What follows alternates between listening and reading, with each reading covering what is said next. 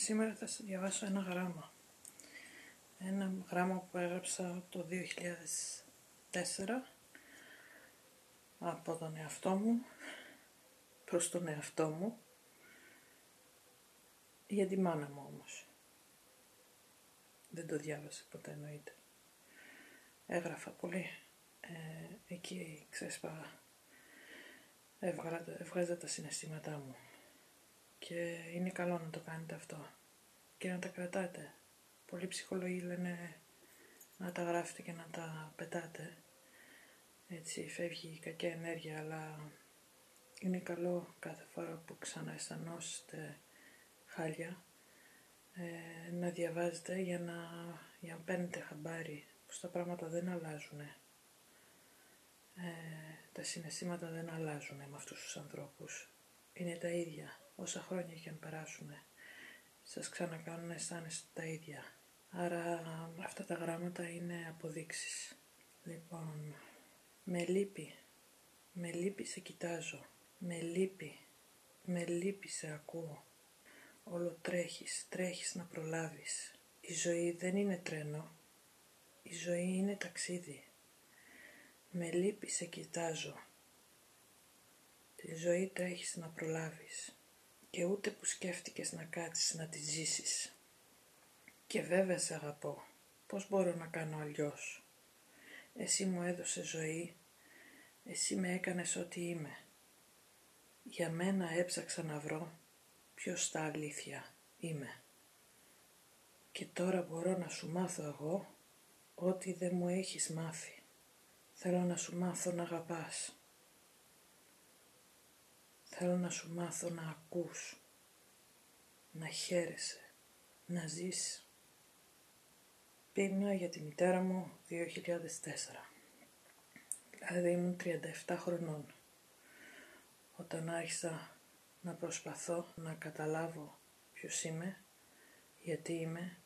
γιατί υποφέρω τόσο, και επειδή δεν είχα τις γνώσεις τότε, δεν είχα τις γνώσεις για το τι σημαίνει ναρκισσισμός και ούτε μπορούσα να φανταστώ ότι ήταν μια ψυχική ασθένεια αυτό που μπορούσε να περιγράψει τη μάνα μου.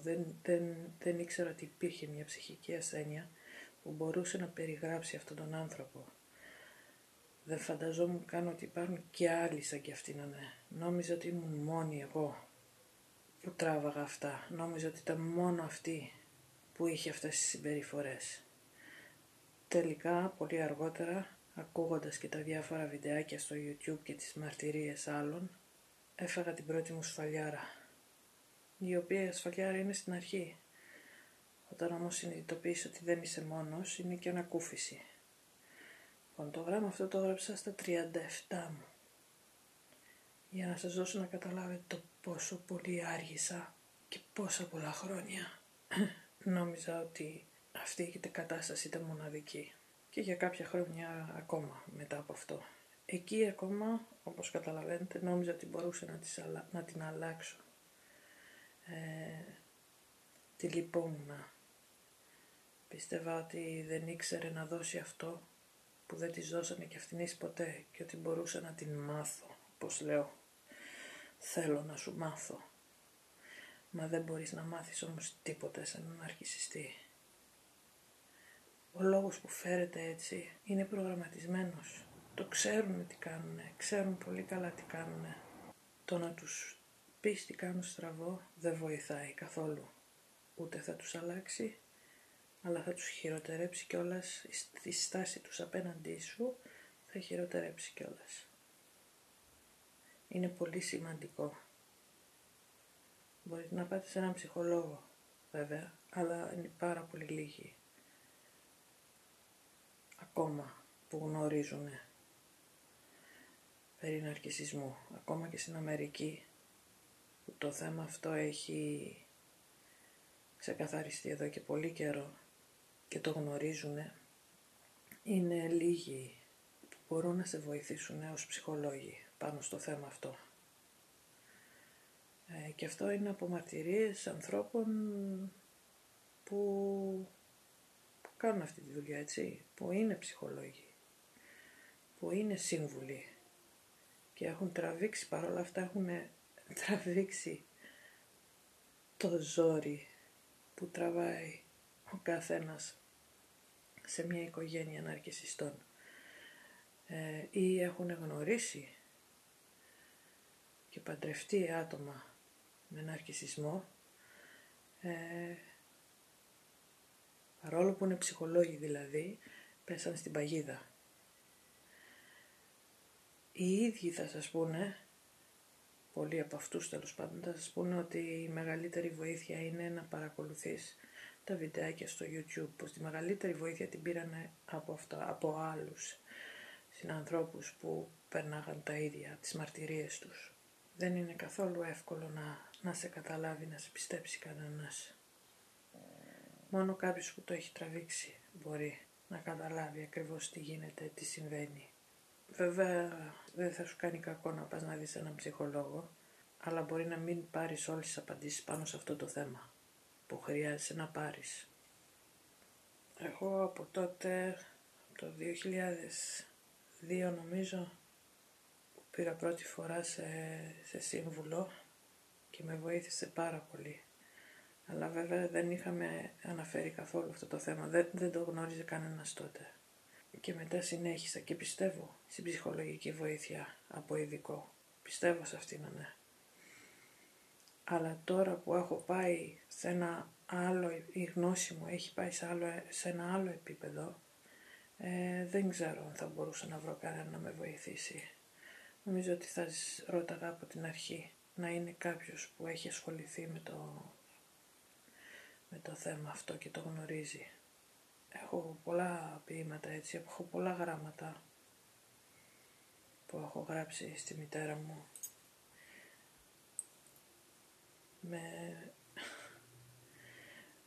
Με κάνει και λυπάμαι λίγο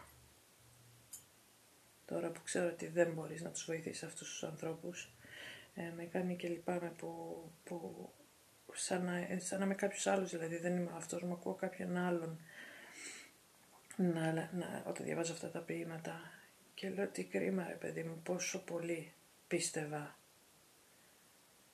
στην βοήθεια που μπορούσα να της προσφέρω, πόσο πολύ πίστευα ότι ή ήθελα να πιστέψω ότι κάποια μέρα θα τα καταλάβει όλα αυτά τα λάθη της και θα προσπαθήσει να τα διορθώσει, θα το κάνουμε μαζί και η σχέση μας θα είναι τέλεια.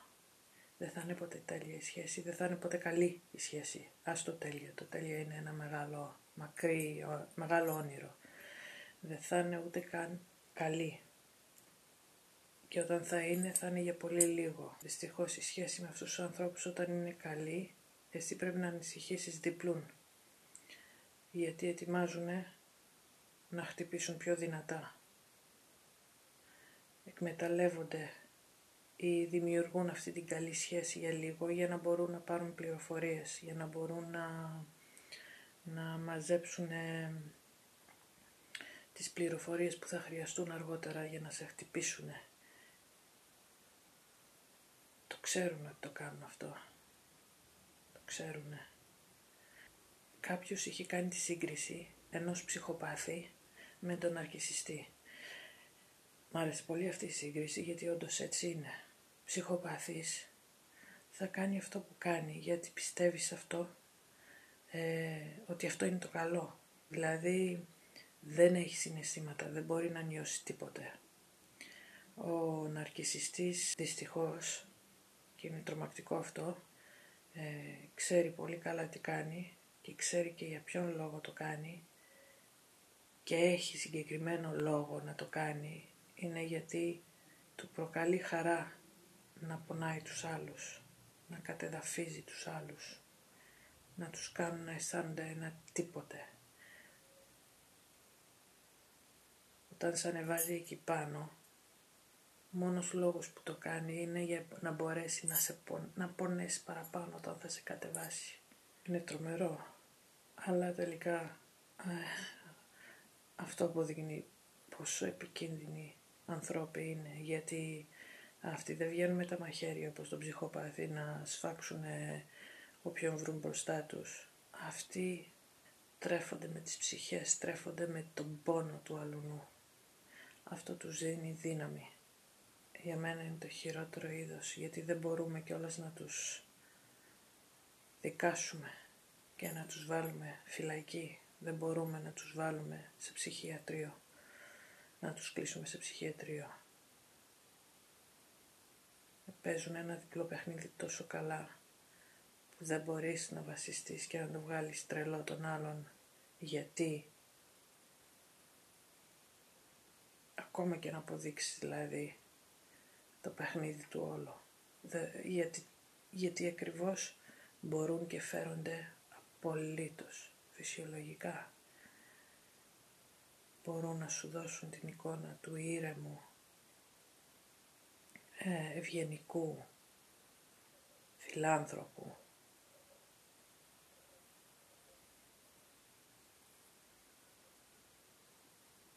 Γι' αυτό είναι πάρα πολύ δύσκολο και πάρα πολύ επικίνδυνο, και όσοι τραβάτε αυτό το ζόρι, ειλικρινά ενημερωθείτε όσο παραπάνω μπορείτε. Μόνο τους θα μπουν όλα τα κομμάτια του παζλ σε μια σειρά, μόνο τους θα μπουν. Εσείς απλώς ενημερωθείτε. Ψάξτε το. Μπορούμε, έχουμε το ίντερνετ και μπορούμε, τώρα είναι εύκολο. Σιγά σιγά θα αρχίζουν να βγαίνουν βιβλία, σιγά σιγά θα αρχίζουν να παίρνουν θάρρος άλλοι και να λένε την ιστορία τους, και θα καταλάβετε πόσοι πολλοί είναι.